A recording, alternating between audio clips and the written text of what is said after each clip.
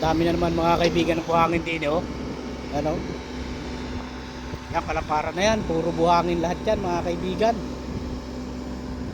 Tapos yan ay ang kagalingan yan. Ganda ng buhangin oh. Tapos yung kagalingan mga kaibigan yan, yan ay puro hukay ng bako. Ang lalalim ng hukay niya, kaya yan ay makapal ang buhangin mga kaibigan.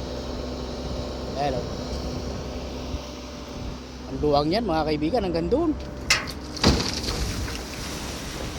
Ari naman mga kaibigan, aring tapat na yan, yung natutukan ko ng camera na yan.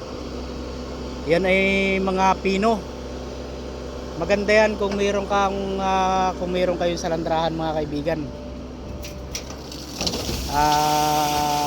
Problema kami ay ang pansalandra namin ay sira pa, kaya hirap mga kaibigan. Yan naman po inyong natatanaw na may nagabako na yan.